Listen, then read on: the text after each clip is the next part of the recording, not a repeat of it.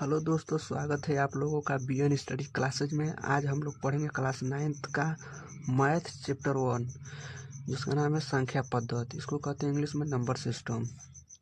अब हम देखेंगे संख्याओं का वर्गीकरण, यानी संख्या को कितने भागों में बांटा गया है।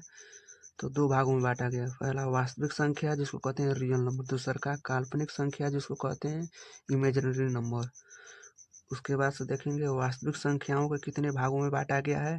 पहला परिमेय संख्या जिसको कहते हैं रेशनल नंबर, दूसरा का अपरिमेय संख्या जिसको कहते हैं इरेशनल नंबर।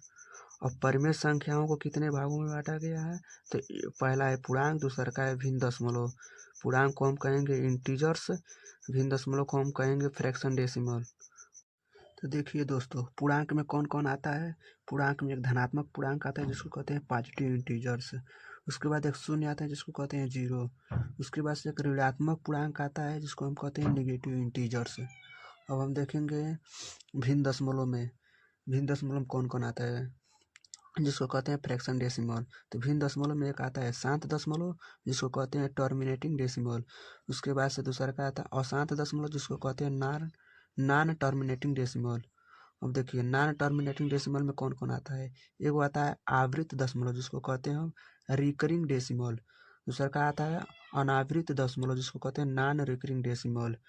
और उसके बाद से देखेंगे धनात्मक पूर्णांक में कौन कौन आता है। धनात्मक पूर्णांक में वो आता है प्राकृतिक संख्या जिसको कहते हैं नेचुरल नंबर। दूसरा का आता है पूर्ण संख्या जिसको कहते हैं हम होल नंबर।